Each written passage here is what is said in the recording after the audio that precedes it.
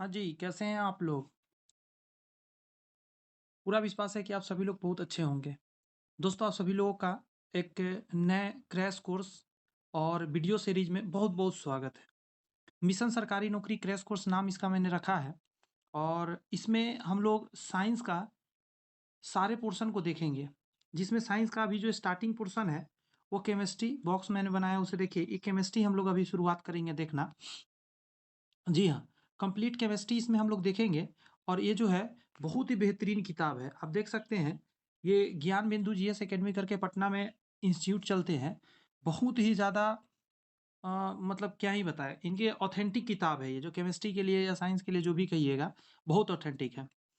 और इतना ही कहेंगे, इसमें सारे थ्योरी भी देंगे। जी हाँ, पहली बार थ्योरी भी देंगे और एमसीक्यूज़ भी आपको मिलेंगे इसमें। ये डे फर्स्ट है, तो ज़्यादा बातें नहीं करते, बस इतना ही कहेंगे। कंटेंट पर फोकस करिए कि कंटेंट आखिर मिल क्या रहे हैं आपको। विश्वास कीजिए, मैं अभी अपने बारे में थोड़ा-सा बता दूँ।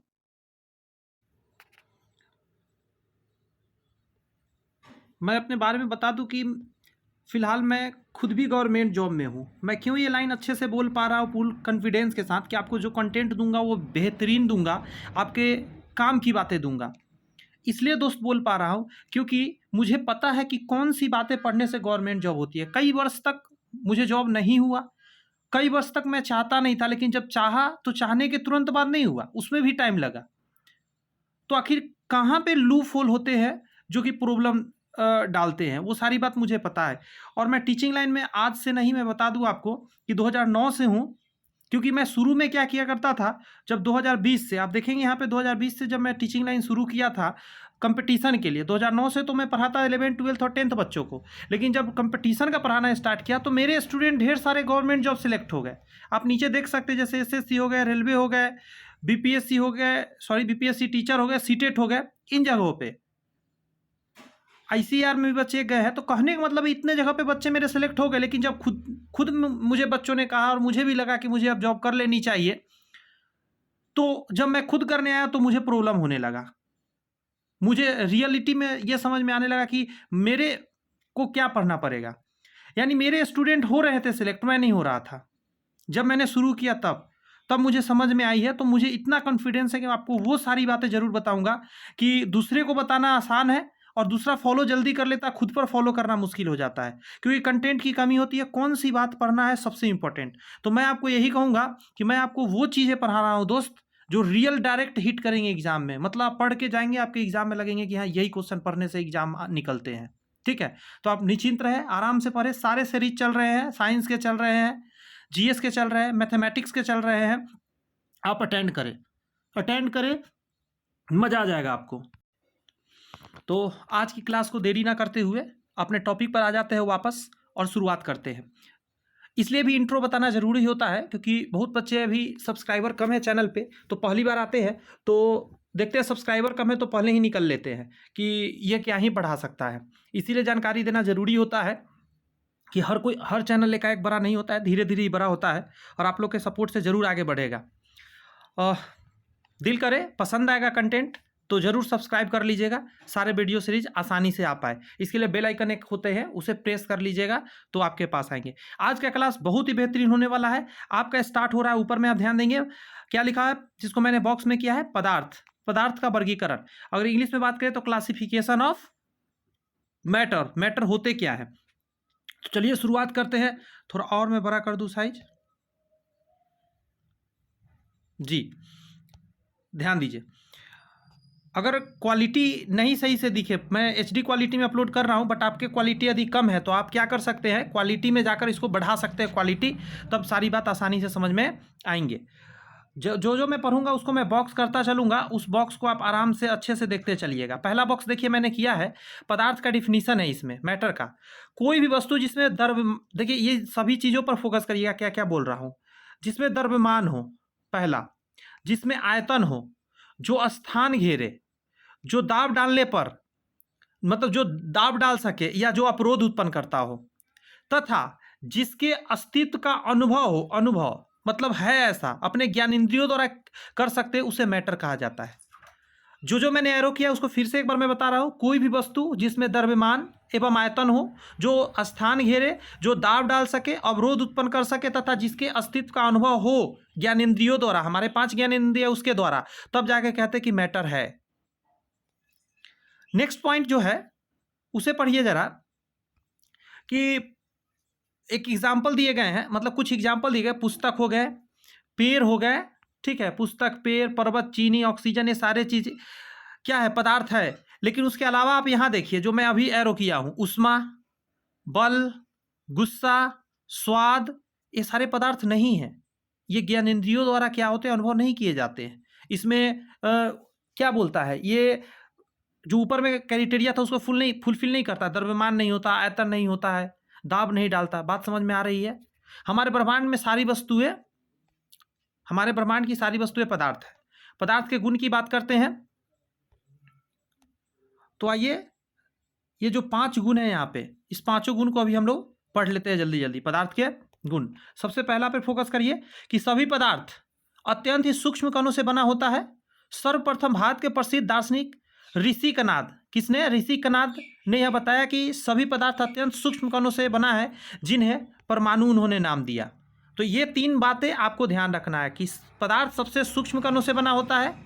और ये बताने वाले भारत के, कहाँ के, भारत के प्रसिद्ध दार्शनिक थे, फिलोसफर, जिनका नाम था ऋषि कनाद।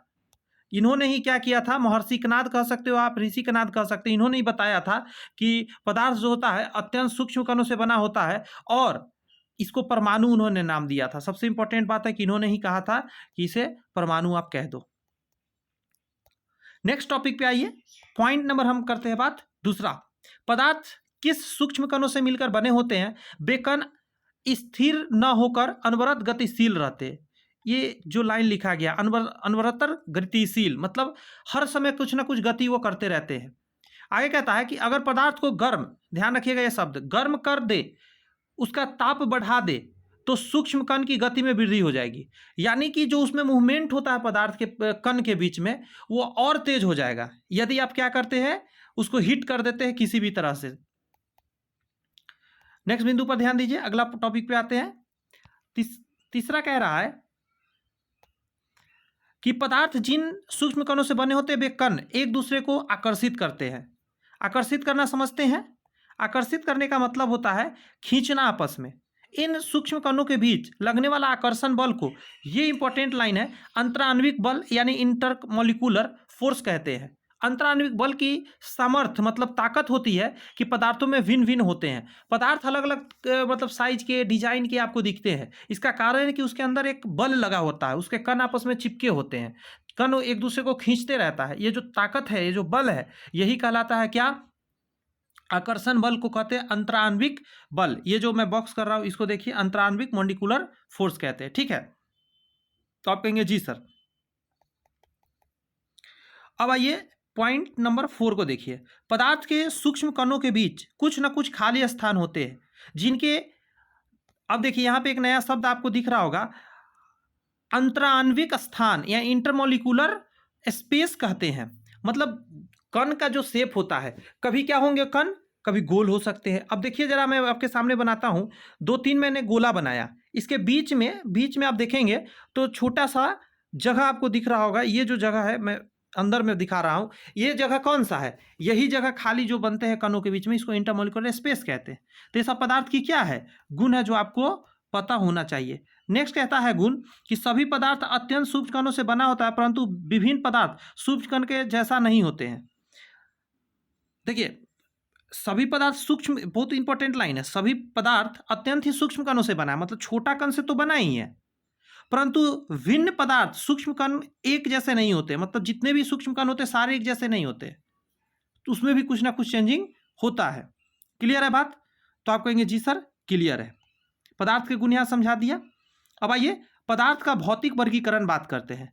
अब पदार्थ तो अलग अलग तरीका का होगा ही होगा। अब देखिए ये बंटवारा कैसे किया गया है।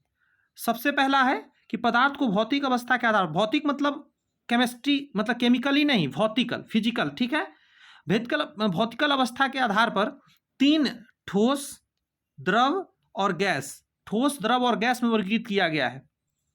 और सबके गुण अलग अलग है, विशेषताएं अलग अलग है। तो हम लोग क्या करते हैं, एक एक करके इसी विशेषताओं को देखते हैं। तो सबसे पहला यहाँ जो टॉपिक दिया गया है, इसको मैं बॉक्स करूँ जरा प्यार से आपके सामने।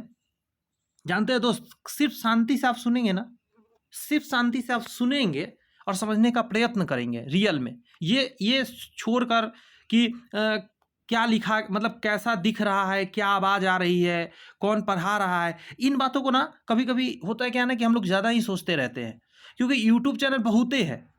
आप किसी एक को पकड़िए, आराम से शांति से पढ़िए, विश्वास कीजिए ऑथेंटिक चीज़ मिल रही है, आप बहुत बड़ा काम कर सकते हैं। वो कहता है ना कि जब रिजल्ट आता है तो खुद ही धूम मच जाती है। तो बस वेट कीजिए, बस समझने का प्रयत्न कीजिए, आपकी बात सारी आपको समझ में आएंगी।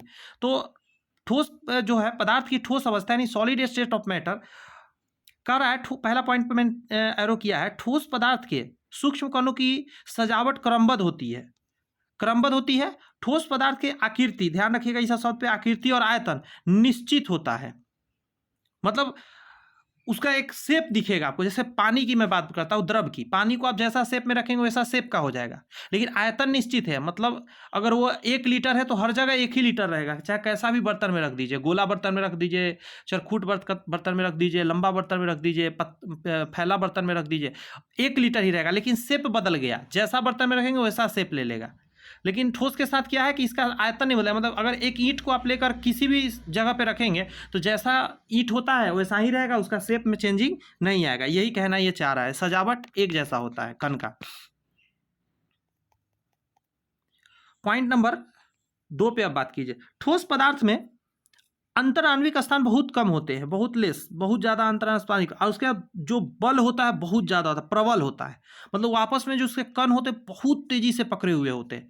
जैसे सपोज कीजिए मैं 2 कण बनाता हूँ, एक ये बनाया और एक ये बनाया, दोनों कण एक जगह आप देखेंगे तो बीच में यहाँ चिपका हुआ है। ये जो यहाँ पे चिपका हुआ है ये बहुत स्ट्रांगली चिपका होगा, और इसके बीच में जो जगह होंगे, एक और मैं बना देता हूँ, मान लेते एक और कण है, वो ऐसे कण है। तो ये जो आप देख रहे हैं, ये जो बीच में यहाँ पे बचा है जगह छोटा सा, ये जो जगह है बहुत ही कम बचा हुआ रहेगा, ठीक है, बहुत ही कम होते हैं। पहला, अगर आप कहेंगे कि सर तो दूसरा में क्या होगा, तो मैं वो भी दिखा दे रहा हूँ।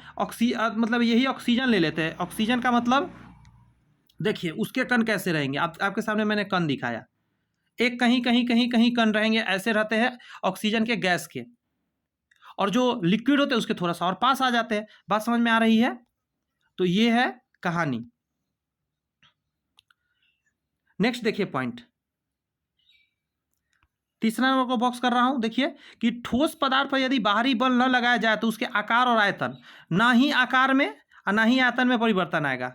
हमेशा याद रखिएगा उसको बदलने के लिए, जैसे कि लोहा को पीट कर शेप देता है, बस इतना ही। यानी ठोस चीज को आपको बाहर से गर्म करके उसको पटक के ठोकर लगा के दाब प्रेशर कुछ भी देना पड़ेगा आपको, तब जाके वो चेंजिंग आएगा, ऐसे चेंज नहीं आएगा। पॉइंट नंबर 4 की अब बात करते हैं। 4 नंबर पढ़िए जरा। ठोस पदार्थ का द्रव्यमांक, जिसको मेल्टिंग पॉइंट हम लोग जानते हैं, मेल्टिंग पॉइंट, मेल्ट कर जाना, जिस पर जैसे ठोस चीज को आप गर्म करें तो पिघल जाएगा, उसको मेल्टिंग पॉइंट। और एक होता है द्रव में आया पिघल कर, उसको फिर गर्म करेंगे तो क्या बन जाएगा, बॉइलिंग पॉइंट। जो बॉइलिंग पॉइंट है, और एक उसका घनत्व, डेंसिटी, गैसीय पदार्थों की अपेक्षा बहुत उच्च होता है, ठीक है। द्रव और गैस की अपेक्षा, द्रव और गैस यहाँ दोनों लिखा हुआ था, सॉरी एक मैंने बोला। इन चीज़ों के अलावा जैसे घनत्व हो गए, क्वथनांक हो गए, द्रव्यमांक हो गए, तीनों चीज बहुत हाई होते हैं। किसके? सॉलिड के। किसके तुलना में? लिक्विड और गैस के तुलना में। नेक्स्ट 5 नंबर पॉइंट को पढ़िए जरा।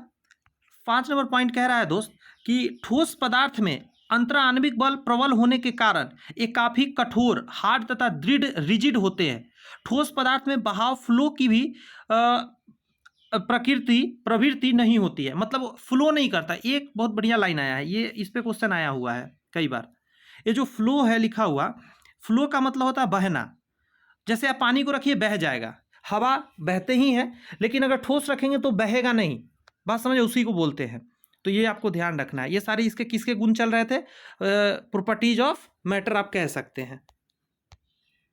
अभी भी है 2-3 पॉइंट, उसको देख लीजिए जरा।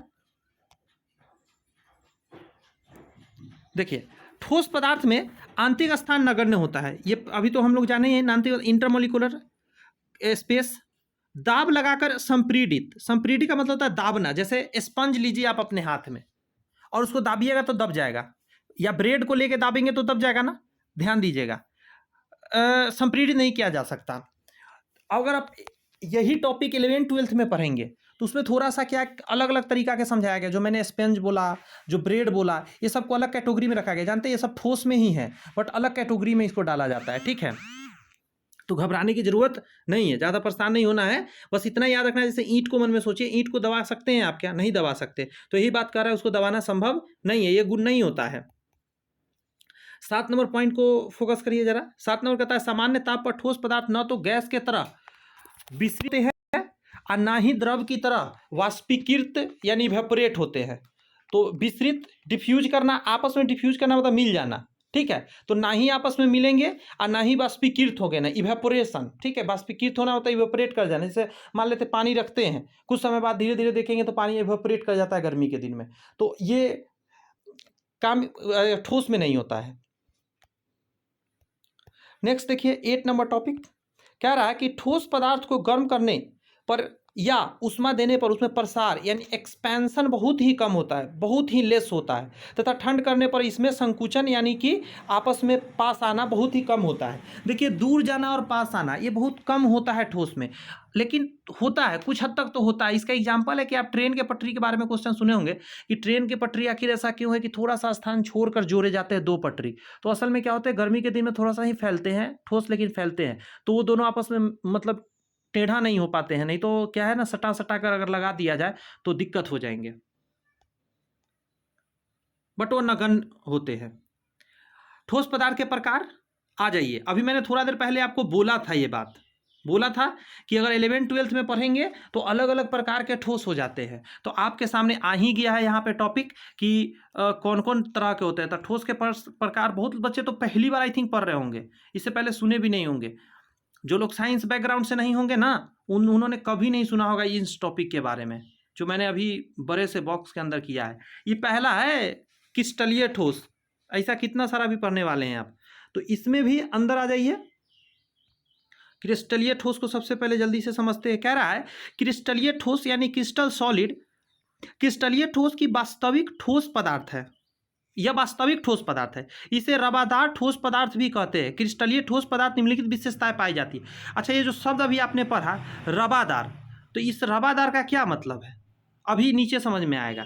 तो पहला पॉइंट अब देखिए, कह रहा है ठोस पदार्थ के कण यानी अणु नियमित रूप से, नियमित शब्द पर फोकस कीजिए, नियमित रूप से व्यवस्थित रहते हैं तथा इसकी निश्चित ज्यामिति होती है। निश्चित और ज्यामिति, ज्यामिति का मतलब आकृति, ध्यान रखिएगा इसमें आकृति निश्चित रहेगा इसका।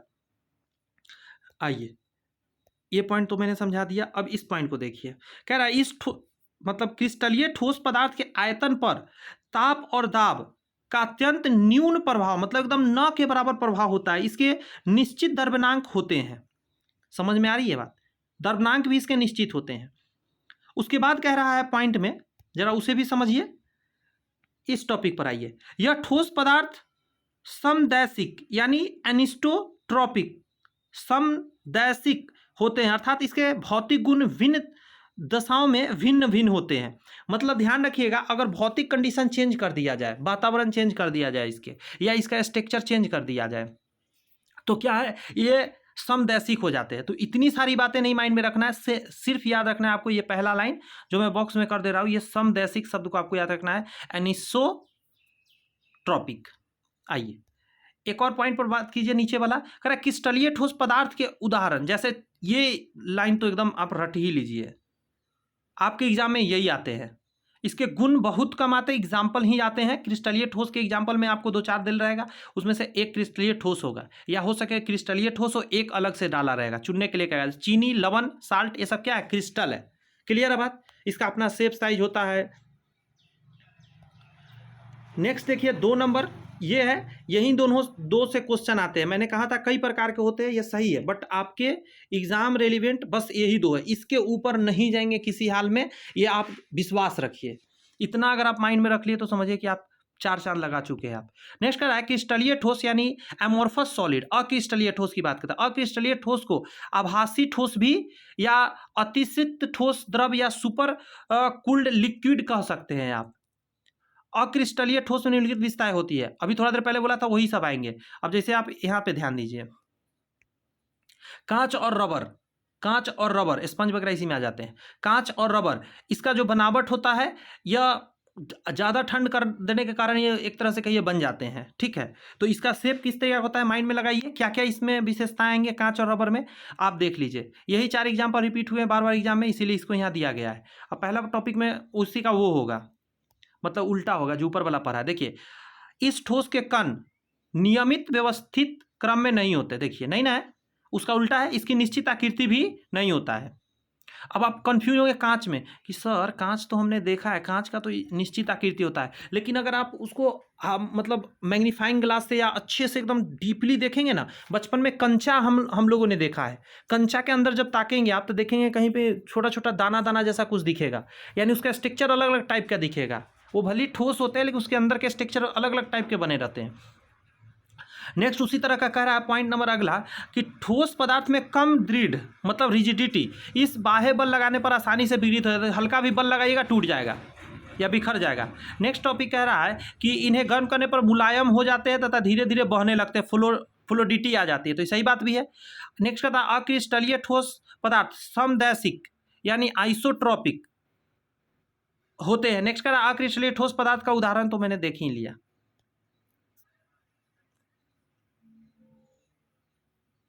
अब ध्यान दीजिएगा जरा, एक टॉपिक पर यहाँ पे फोकस करिएगा। मैं इसको पूरा लेता हूँ, पूरा को यहाँ और यहाँ देखिए। चलिए ये दोनों बताइए, ऊपर वाला था क्रिस्टलीय ठोस तो वो असमदैशिक था यानी एनिस्ट्रोपिक, और नेक्स्ट है अक्रिस्टलीय, सो मतलब क्रिस्टलीय है नीचे, अक्रिस्टलीय है, तब क्या हो जाएगा समदैशिक हो जाएगा, आइसोट्रॉपिक। ध्यान रखिएगा इन दोनों को। अब इसका अलग अलग है, ध्यान रखिए ना, जैसे कि देखिए अक्रिस्टलीय में अ लगा हुआ है ना, तो इसका जब इधर लिखिएगा तो समदैशिक होगा, अ नहीं लगेगा।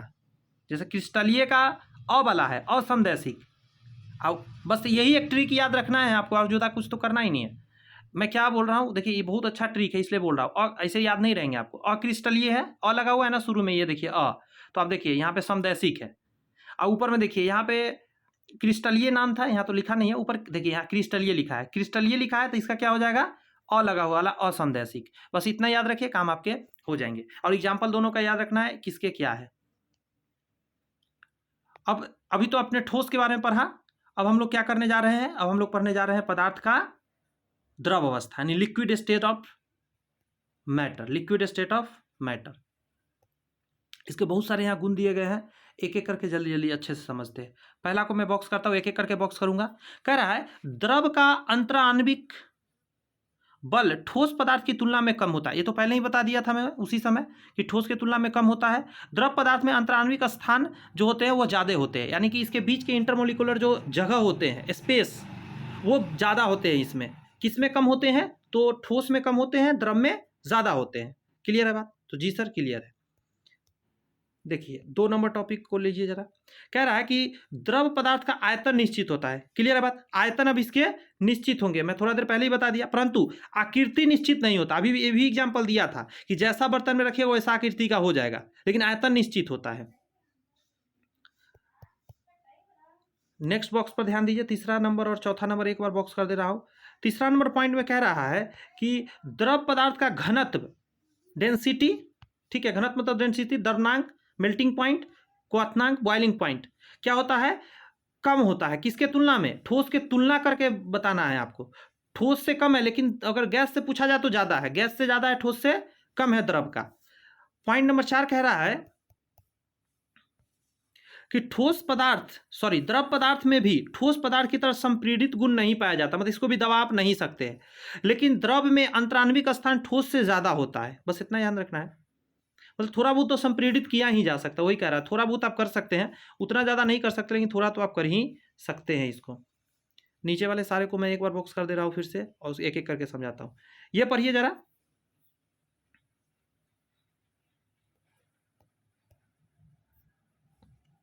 कह रहा है कि द्रव पदार्थ में अंतराण्विक बल कम होने के कारण इसमें बहने की शक्ति प्रवृत्ति होती है, यानी बहता है ये, ठीक है। ऐसे पदार्थ में बहने की प्रवृत्ति पाई जाती है, इसे तरल पदार्थ कहते हैं।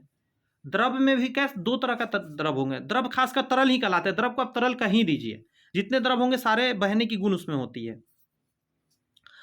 नेक्स्ट उसी तरह टॉपिक देखेंगे, 6 नंबर पॉइंट कह रहा है आपका ये वाला, द्रव पदार्थ के ऊपरी सतह से, ये बहुत इंपॉर्टेंट लाइन है, अभी तो मैं इसको अब बॉक्स करूंगा वरना मज़ा नहीं आएगा। ये देखिए, ये जो पॉइंट है भाई साहब, एग्जाम के लिए एकदम छपने वाला पॉइंट है। देखिए, द्रव पदार्थ के ऊपरी सतह पर ताप पर वाष्पीकरण होता है, वाष्पन होता है, मतलब ऊपरी सतह हमेशा वेपर बन के उड़ते रहते हैं, ध्यान रखिएगा।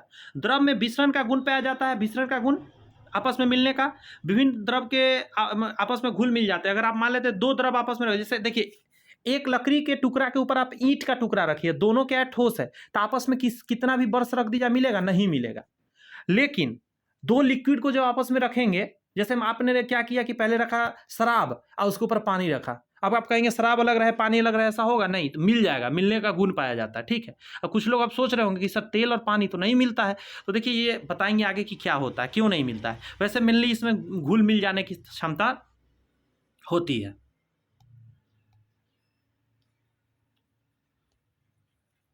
देखिए साइड में आपको दोस्त दिख रहा होगा, टोटल 200, देखिए मैं ऊपर नीचे करके दिखाता हूँ, 200 यहाँ पे 64 पेज हम लोग को पढ़ने हैं, जिसमें से 4 पेज हम लोग अभी तक कंप्लीट किए हैं। तो आप कहेंगे कैसे होगा सर, इतना सारा है, तो घबराने की बात नहीं है। इसमें टाइम लग रहा है ना, और सब में है क्या कि ऑब्जेक्टिव क्वेश्चन भी है, जो भी चैप्टर हम लोग पढ़ेंगे इसके जस्ट बाद हम लोग को ऑब्जेक्टिव क्वेश्चन मिलेंगे, ढेर सारे ऑब्जेक्टिव क्वेश्चन, और इतना ऑब्जेक्टिव कर लेंगे हम लोग कि किसी भी एग्जाम के लिए, ठीक है, आपको केमिस्ट्री के लिए सोचना नहीं रहेगा। इसके बाद मैं बायोलॉजी का और फिजिक्स का भी सेशन लाऊंगा, सारे चैप्टर अच्छे से करा दूंगा, और ये इतने बढ़िया इंपॉर्टेंट होंगे ना कि जिसका कि कोई वर्णन नहीं है दोस्त, घबराने की जरूरत नहीं है, आप पढ़ते रहो सब। विश्वास, एक कहावत है हमारे सर कहा करते थे, विश्वास कम फलदाय कम, बस वही विश्वास रखना है, फल आपको जरूर मिलेगा। और मैं कभी आपके साथ कुछ गलत नहीं होने दूंगा, क्योंकि मैंने झेल लिया, मैं बहुत झेल कर यहाँ तक पहुँचा हूँ दोस्त। आइए, पदार्थ के गैसीय अवस्था को जल्दी जल्दी पढ़ते। पहला कहता है गैस में अंतराण्विक बल सबसे कम होता है, यहाँ सबसे वर्ड लगाया, सबसे कम, क्योंकि उन दोनों से, ठोस और द्रव से, स्थान सबसे ज़्यादा होता है इसके अंदर में, दो कणों के बीच में। अब बताया था जैसे एक कण यहाँ एक कण यहाँ, तो इसके बीच में अगर स्थान की बात करें तो आप खुद देखिए कितना स्थान है इसके बीच में।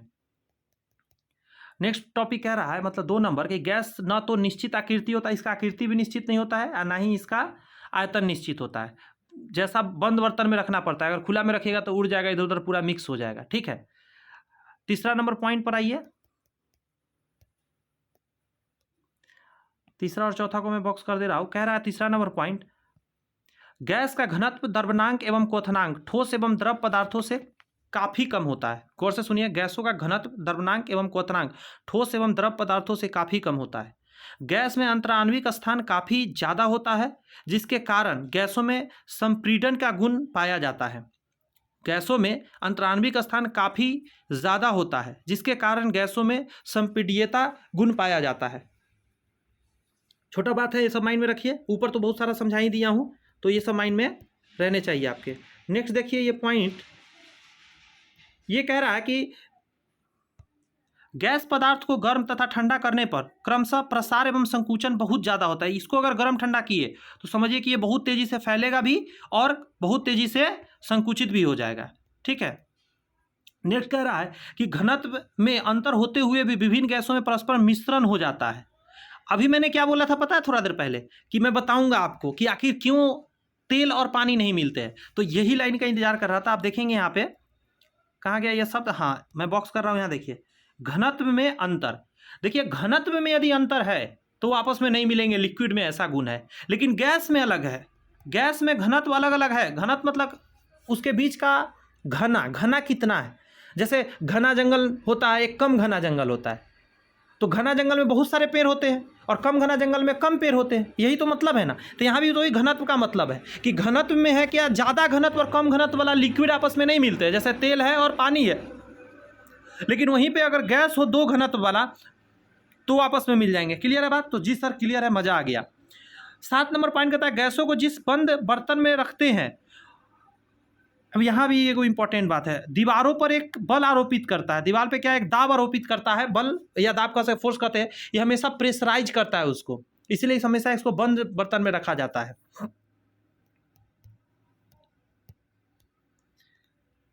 इसके अलावा 3 तो हम लोगों ने देखा, लेकिन इसके अलावा 2 तरह के और भी पदार्थ दोस्त होते हैं, पदार्थ की चतुर्थ अवस्था और पदार्थ की पंचम अवस्था। आपके सामने दोनों पदार्थ का है, देखिए ये पंचम है और ये चतुर्थ है। तो चतुर्थ अवस्था और पंचम अवस्था ये क्या है, इसको अच्छे से समझिए, इस पे क्वेश्चन कई साल एग्जाम में आए हैं, तो मजाक करना नहीं बनता दोस्त। आइए इसको पूरा बॉक्स करता हूँ एक साथ, और पहला टॉपिक पे एरो लगाता हूँ। पदार्थ के चतुर्थ अवस्था को प्लाज्मा अवस्था कहते हैं, प्लाज्मा अवस्था। ये सब इसमें समझ में अभी आ जाएंगे, जितना आपको इससे क्वेश्चन बनेंगे ना, अभी इतना ही लाइन में लिखा गया है। कह रहा है कि प्लाज्मा अवस्था का गुण पदार्थ के मुख्य 3 अवस्था ठोस, द्रव एवं गैस से बिल्कुल भिन्न होते हैं। नेक्स्ट कह रहा है कि प्लाज्मा अवस्था में पदार्थ अति उच्च, ये लाइन याद रखिए, अति उच्च ताप वाले होते हैं। मतलब इसमें क्या है ना, बहुत अधिक हीट करके मतलब इसको निर्माण किया जाता है। कहता है इस अवस्था में पदार्थ के कण अति ऊर्जावान होता है। कैसा होता है? अति ऊर्जावान, मतलब एनर्जी बहुत ज़्यादा होता है, अति उत्तेजित होते हैं, एक्साइटेड होता है। सूर्य तथा तारों की अवस्था प्लाज्मा अवस्था है, सूर्य एवं तारा का। तो ये माइंड में रखिए, किसका किसका है? सूर्य एवं तारों का। और सूर्य भी एक तरह का तारा ही है ना, तो बस याद रखिए तारों का प्लाज्मा अवस्था है। ब्रह्मांड में 96% प्लाज्मा ही है। सोचिए जरा, इस लाइन पर फोकस करिए, एग्जाम में नहीं आएंगे लेकिन आप सोचिए, ऐसे हो सके कभी दे दे कि पूरे ब्रह्मांड का 96% क्या है, तो सिर्फ प्लाज्मा ही है। सोचने की बात है जरा, 4% में सारा कुछ आ जाता है, जितने भी एस्ट्रॉयड हो गए, जितने भी स्टार्स सॉरी मतलब प्लैनेट्स हो गए। तो अभी तक में इतना में इंपॉर्टेंट बात क्या है याद रखना, कि प्लाज्मा अवस्था जो है ये तो सबसे इंपॉर्टेंट है, चतुर्थ अवस्था है, पहला तो याद रखना है। और इसके कण जो होता है बहुत ऊर्जावान होते हैं और अति उत्तेजित होते हैं, क्योंकि इसको क्या किया जाता है, बहुत ज़्यादा उच्च ताप पे रखा जाता है। यही सब पॉइंट याद रखना है आपको, ठीक है। सूर्य और तारा में ऐसा होता है। अब अगला पॉइंट पर फोकस कीजिए जरा, इस पॉइंट पर। प्लाज्मा अवस्था में पदार्थ अत्यंत आयनीकृत होते हैं, ये भी एक लाइन याद रखना, आयनीकृत गैस के रूप में होते हैं। पदार्थ के गैसीय अवस्था के समान ही प्लाज्मा अवस्था का कोई निश्चित आकार और आयतन नहीं होता। ये भी बहुत इंपॉर्टेंट लाइन है कि निश्चित आकार और आयतन नहीं होता है। ये क्वेश्चन आए हुए हैं प्लाज्मा के, कि आकार और आयतन कैसे होते हैं, तो इसके निश्चित नहीं होते हैं। गैस की तरह है, जब गैस की तरह है तो गैस वाला रूल लगेंगे, तो ना आयतन होगा ना आकार निश्चित होगा। नेक्स्ट पॉइंट कहता है कि प्लाज्मा अवस्था की पहचान सर्वप्रथम, बहुत इंपॉर्टेंट लाइन है, विलियम क्रूक ने किया था 1879 में, यानी 1879 में किया था। उन्होंने अपना इसका नाम चमकता हुआ पदार्थ रखा था। चमकता हुआ पदार्थ का मतलब यही होता है प्लाज्मा। क्लियर है इतनी सारी बातें? अगर आपको लग रहा है कोई प्रॉब्लम, तो थोड़ा सा वीडियो को पीछे कीजिए और आप अभी के अभी ही एक बार रिवाइज कर लीजिए, थोड़ा देर लगेगा, आस्कत नहीं दिखाना है।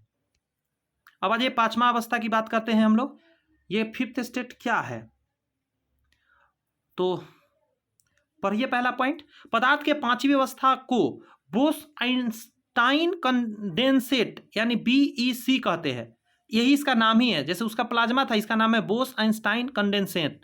इस अवस्था की अवधारणा, कॉन्सेप्ट सबसे पहले सत्येंद्र नाथ बोस, ये लाइन पर फोकस करिए, सत्येंद्र नाथ बोस द्वारा प्रस्तुत किया गया था। इसके बाद आइंस्टीन ने भी इस अवस्था का पूर्वानुमान लगाया था, तो इसलिए इसका नाम ही रख दो दोनों के नाम पर, बोस आइंस्टीन कंडेंसेट, ठीक है।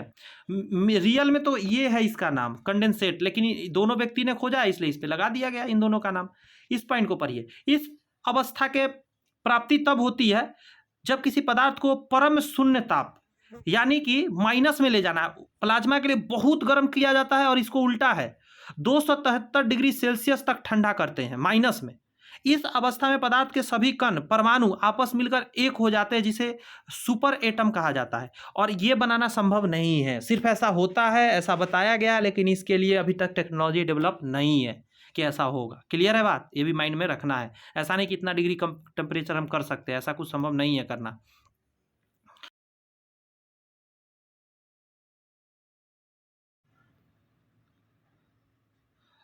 तो मैं कह रहा था कि पदार्थ के पंचम अवस्था भी मैंने समझाया आपको, मैं इतना ही कहूँगा कि इसके आगे जो है पदार्थ की अवस्थाओं में परिवर्तन, तो एक क्लास और रख लेते हैं।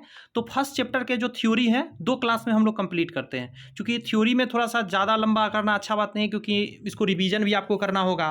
थोड़ा सा अगर चाहेंगे तो नोट्स वगैरह भी बना सकते हैं, तो आपको थोड़ा सा समय चाहिए होगा। मैं चाहूँ तो 1 घंटा तक करके, अभी 1 घंटा से थोड़ा कम ही लगेंगे, मैं पूरा कंप्लीट करा सकता हूँ फर्स्ट चैप्टर एक बार में, बट थोड़ा सा कम ही रहे तो अच्छा है। नेक्स्ट वीडियो में आप क्या है कि देख लीजिएगा, ठीक है, क्योंकि आप देख सकते हैं अभी बचे हुए हैं ढेर सारे अभी टॉपिक है।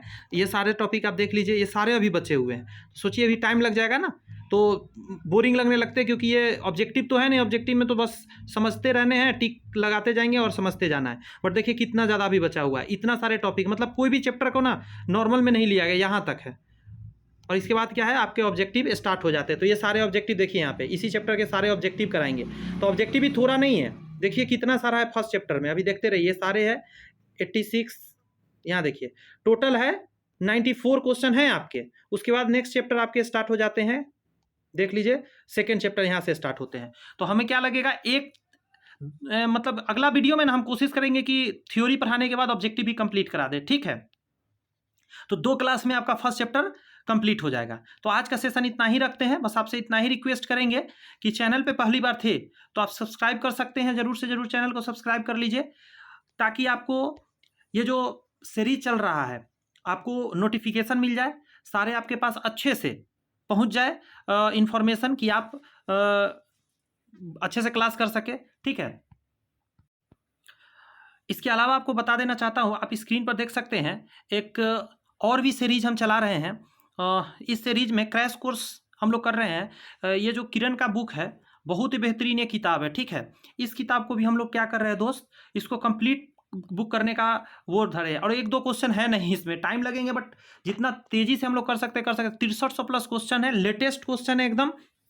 और ये किताब कंप्लीट करने के बाद जीएस का तो आप कहना सत्यानाश कर देंगे, हम तहस नहस कर देंगे, ऐसी स्थिति है इस बुक का। तो चल रहे हैं 5-6 अभी वीडियो आ चुके हैं, चैनल पे जाके देख सकते हैं और इन्जॉय कर सकते हैं, मजा आएंगे।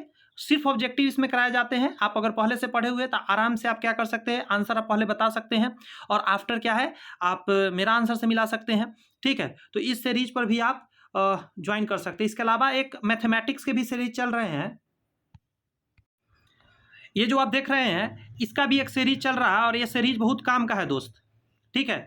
अभी एलसीएम अभी तुरंत खत्म हुआ है, एलसीएम वाला एक चैप्टर, एलसीएम और एचसीएफ का एक चैप्टर चल रहा था, अभी जस्ट हमने कंप्लीट किया उसको 2 वीडियो में।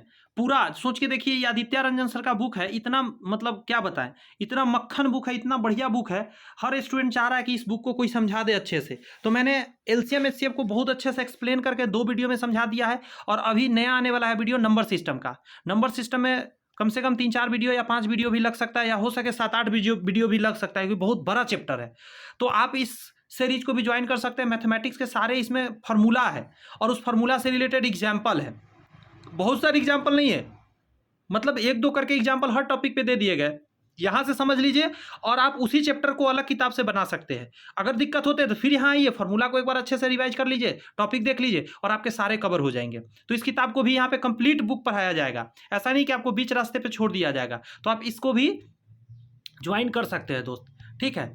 तो बस इतना ही कहेंगे कि सपोर्ट करें, बने रहें और मेहनत करते रहें, हम आपके साथ हैं। अगर वीडियो अच्छी लग रही है तो चैनल को सब्सक्राइब कर लीजिए, बेल आइकन प्रेस कर लीजिए, ताकि आपको सारे इन्फॉर्मेशन अच्छे से समय पे मिलते रहे। All the best, bye bye, thank you.